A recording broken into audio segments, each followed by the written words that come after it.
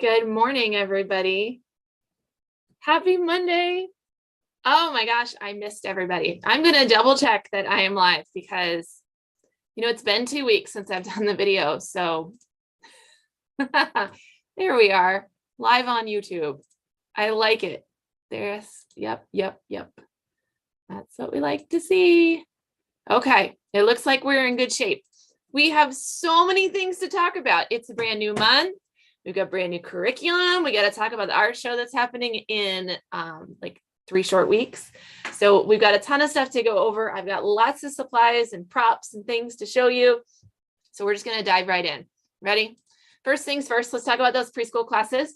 So we start a new month, which means we have a new theme, we have a new media, and we have a new artist focus. So it is April, which is kind of like our spring month. And so our theme is going to be all about nature, and our stations set up in the preschool room are very nature inspired. We've got rock painting and we've got wood, mixed media art going on top of wood, a lot of different textures because it's fiber month too. So there'll be lots of fabric and fiber.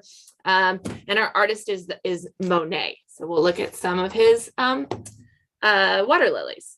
Now our books kind of go along with these themes. So we're going to start today with the story of Ferdinand. So Plotwoods actually has some pictures. Sarah's been sending them to me. They look amazing. So they've got their smelling flowers and making perfume and hammering flowers to make prints. So they'll do the story of Ferdinand this week. Next week is Make Way for Ducklings. And then in our last week is Chicka Chicka Boom Boom. So it's kind of not a great picture of the book because it has green on it. Remember, I use a green screen here, so nothing green ever shows up. But anyways, so those are the preschool classes. We have not as crazy of a schedule for this month as we did last month. I don't know about you, but I am really excited. The month starts on a Monday for us, so we're back to kind of my videos making sense. But there is no class on Friday for my Liberty students. So if you are in the preschool class on Friday in Liberty, we do not have class. It is Good Friday. And just for that Easter weekend. So again, because we can take it off, we do take it off. So there are also no schools for LPS. So that's why. All right. For drawing classes, we are back to benchmark. So if you started the year with us back in September, this might sound familiar, or it might not, because September was a long time ago. But we started our year doing what we call a benchmark group of lessons. And so these are lessons that they really help us to see skill level. And so we started the year with them, and it's been 7 months. So we want to see where we're at. It is not a year-end final exam. This is just a new starting point for us. And so it's just a way for us to see progress. They're going to start with those drawing shapes. So the 3D shapes, the sphere, the rectangular prism, the cube, the cone. So we're going to start with those. They also do a self-portrait. They also do a still life. Everybody does them. So that'll go in their journals. If they've been with us in September, then they have something to compare to. If they haven't, and maybe they started in November or they started at the beginning of this semester, then this is just a new benchmark for them. So because we do them twice a year. So even if you only do the spring semester, you'll still get around to doing the benchmarks again. All right, our multimedia classes start a new curriculum this month. We finished our mixed media curriculum last month, and I was on vacation, and so we did not do a great job of posting. The teachers did a great job of taking pictures. I did not do a good job of posting pictures because all of the content to social media was scheduled before I left. So we do have some great pictures. We will intersperse those throughout the month of April, so you can still kind of see what came out in the month of March. We saw some really great stuff. But in the meantime, I do want to show you the April things. So it is Fiber Arts Month. We do, I think anyway, the 2 coolest medium is singular, media is plural. The 2 coolest media at the end of the year in April and May is when we do fiber and metals. And I think it's unique. It's not something that a lot of the kids experience unless you take classes at Orange Easel. So we do fiber arts, and then fiber is huge in terms of what we can do within fiber.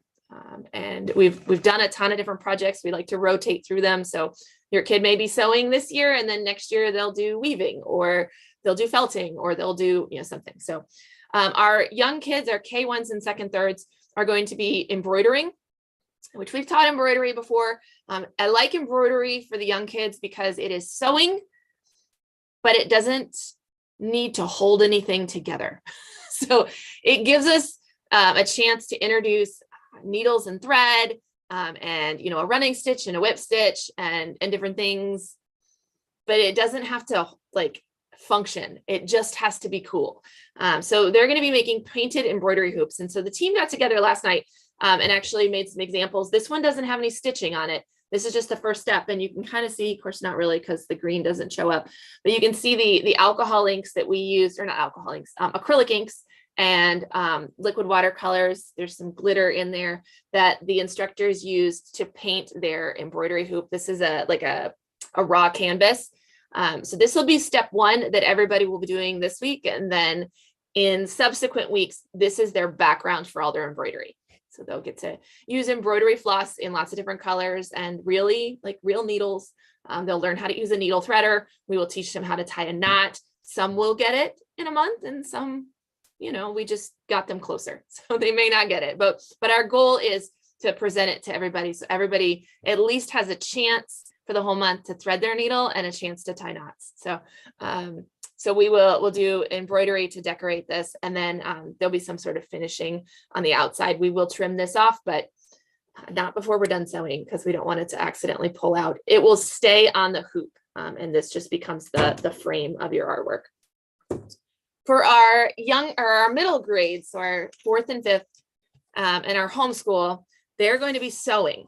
So they are going to do the same running stitch that our younger ones do, but theirs needs to actually hold stuffing in. So they're making plushies or softies or stuffies or whatever you want to call them. They're going to be using felt, and they are monster themed. We like that because it is a creature and it's imaginatory, as opposed to somebody being like, I want to do a horse. And you're like, oh, okay. If we do it more monster based, it gives us a lot more shapes to work with. So their first day will be designing their pattern. And we have cut out, I'm going to get these out and hopefully this makes sense. We have cut out possible shapes that then they will assemble into whatever monsters they want, using like different appendages and shapes. One of the pain points that we've had in the past in teaching sewing to hundreds of kids at the same time, one of the pain points is always the cutting part. Cutting fabric is a lot harder than cutting paper. So they will create their pattern. And this is an example of like a pattern that I made last night using the templates. Here's another example of a pattern, kind of a creature pattern. They will make their patterns in week 1, and magically when they show up in week 2, their fabric will all be cut out for them because the instructors will be cutting it out. So it comes in all different like colors and things. So they will choose their colors and make their patterns here in week 1. And then in week 2, we will focus really, really hard on learning sewing. And they'll actually sew on paper first before we get it out and start sewing on their felt. So they're using felt. They'll also use some hot glue to glue on facial features and details. The sewing we're not going to have them actually sew on like eyes and nose and mouth, just for time reasons. The running stitch going around will be enough, but so we'll have hot glue for that. And then the hot glue is a nice backup for fixing large openings that stuffing falls out of. So we'll also have that as a backup. So it's a great learning opportunity. Everybody should know how to sew. We also have buttons. So for any kid who is ready to learn how to sew on a button, Miss Grace has already said, or Miss Liz has already said, she was like, everybody should know how to sew on a button. So she's going to teach your kids how to sew buttons, right? Okay, I've got some really great things to show you. I may have to turn off my virtual background for this. This is an elephant, and he is made of felted wool. And he's not done. I haven't finished all of my pattern and splotches and paint designs on him. I want him a lot more colorful. But this is an example of what our middle schoolers and high schoolers will be doing. They will have to pick their animal. Here's another one, and it's green, so hopefully you can see it. But it's a bird that's also felted. They're really lightweight. The inside part of it actually is styrofoam. And then everything else, like the head and everything, is felted around it. You can see Miss Liz made this one, and it has like a felted, like even like yarn detail in some of the tail feathers. She's got wire details going on the feet and on the beak. She felted buttons on hers. I hot glued eyeballs on mine. Mine's got a little piggy tail because I did this with one of my private lessons and she made a pig. So my elephant has a pigtail, which I think is cute. But they're going to be doing needle felting. So if you're not familiar with felting, we did it last year with our middle schoolers and high schoolers. Those of you who are around, you'll remember the jellyfish project. It was flat and it was on an embroidery hoop, but we did felting. This time we're doing 3D felting. So it's a lot more stabbing. Felting is done with either wool roving or carded wool, and it uses a special needle. So it's not the same as the sewing needles. They are actually barbed needles because you push it into the felt and then you pull it out. And as you go in and out, it tangles up all those fibers and it becomes a structure. So it is a ton of stabbing. We have a lot of styrofoam bases for them to stab on. We also have lots of needles because they do have a tendency to break if you twist wrong or different things. So it's going to be a learning curve, but I think it's a really fun sculpture medium for them to play with, and I think they're going to love it. It is going to be, and we will tell them this, but it is going to be a challenge to finish in 4 weeks. Like, especially if they miss a week, like you're going to need every bit of those 4 hours stabbing in order to create that mat. So we'll be talking to those middle schoolers and those high schoolers who they love each other in class, and sometimes they love talking and they forget to work while they're talking. So we'll be talking to the whole group just about how important it is that we love the conversations, but we also have to actually be having our fingers moving at the same time so that we can finish. And then just know that those Wednesday nights are always available. And just like in previous months where we've talked about especially this class, if you need additional time, you just have to talk to us. If Wednesdays don't work and you want to come in early from your middle school class and sit in the back of the I don't know what classes before that, whatever classes before you can do that. Or you can come in a different day and sit in, on classes and felt. Like it's not a problem. We love our teens, and they are welcome to come in and use the studio for studio time if you need it. I will say one of our goals for this year, for the whole school year when we started and when we wrote this curriculum, was we had finally gotten a really great group of teens, like a big group that we felt like had been with us for a long time.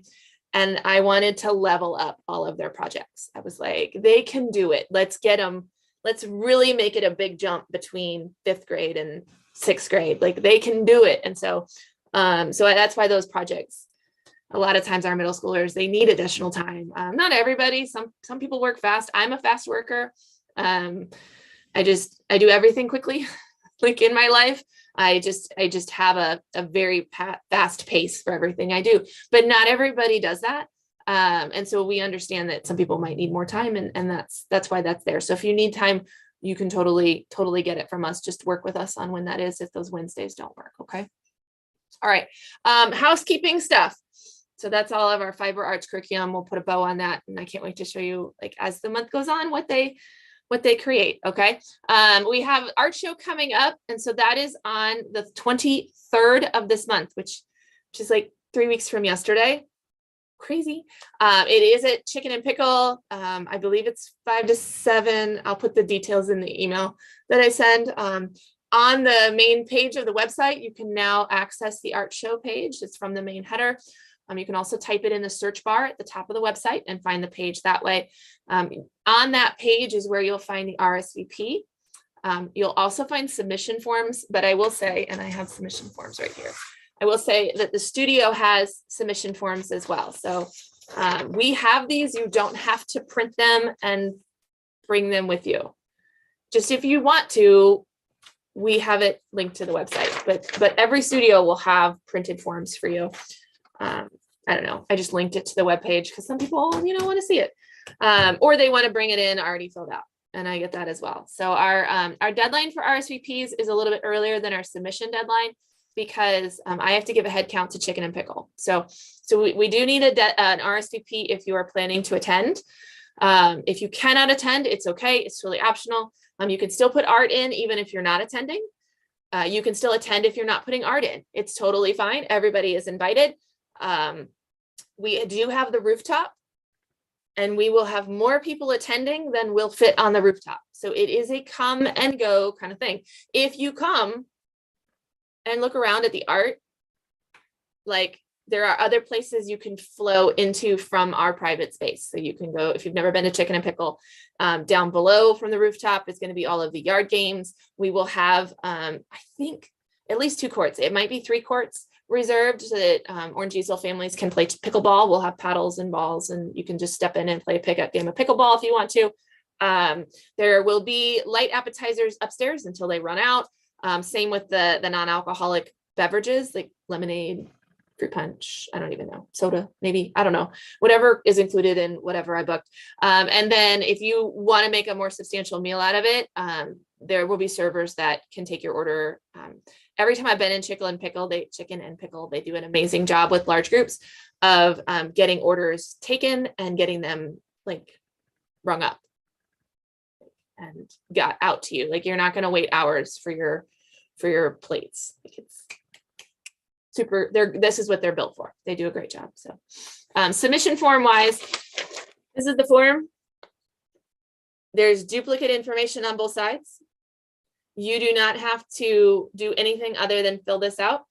It says on one side, it's like to be displayed with the artwork, and one that says to be attached to the artwork. And the reason we do that is because we're going to secure something on the back of your artwork that says like your name, your contact information. Like I'm not going to post that with the artwork, but I want it attached to the back.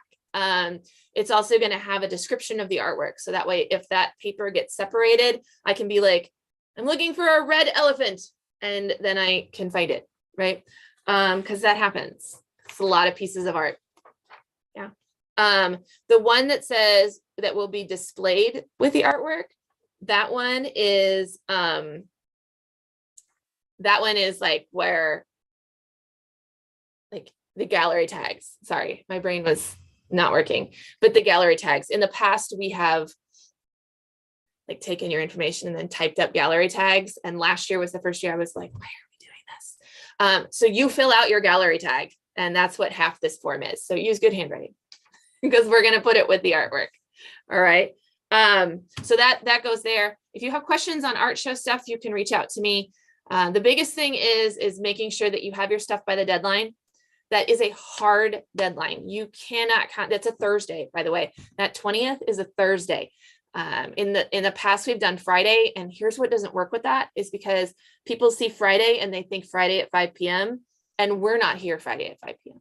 Platte Woods isn't there. I mean, they don't have any classes on Friday, so they're there in the morning to like clean and get ready for parties and do a staff meeting, and then they're gone.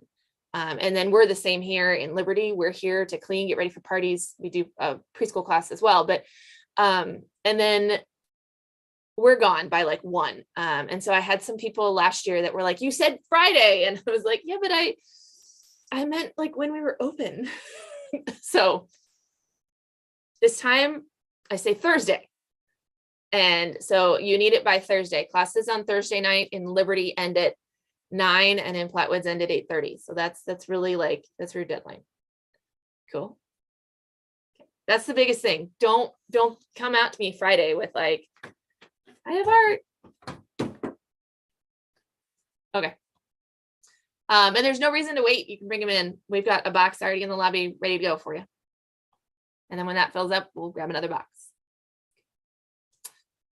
All right, end of year stuff. This is just like we are in the downhill for this school year. And so I want to make sure that we address some of these things before I start losing people. We have the next 8 weeks where like our attendance just goes down and down and down and down and down, because honestly, April and May is crazier than Christmas, I think. It's just nutty, right? Everybody's doing end of year stuff. So couple things. One, you're going to miss classes because of a band concert or an orchestra concert or a choir concert or a baseball game, or I don't know. Okay. It's just a crazy time of year. Or siblings have a baseball game, like, and you can't be in 12 places at once. And I understand that. So if you miss a class, just make sure that you stay on top of makeups. If we get too far behind, we may not be able to get your project done before summer, especially when we get into the month of May. We need to try to do, like, if you know you're going to be gone, we need to try to do it before you're going to be gone instead of after, because right after the last week, like, we're around for one more week and we'll do makeups one Wednesday after classes end. And then our staff takes vacation. This is the first year that we're doing we're just closing the whole studio, and at both locations, and everybody's taking a vacation. And it's the first year that we're doing a paid vacation. Everybody gets paid to go do their thing. And I'm really proud that I can offer that to our people. And that's because of you guys, that I can be a good boss and be like, I'm paying you for vacation. So we just want to make sure we get those makeups done. I'm not saying that we would never do them, but I also would hate for it to be late June and we're like, did you want to come in and finish your metal sculpture? So just stay on top of it. Again, work with us. If Wednesdays don't work, let us know so we can work something else out. Okay. The next thing is journals.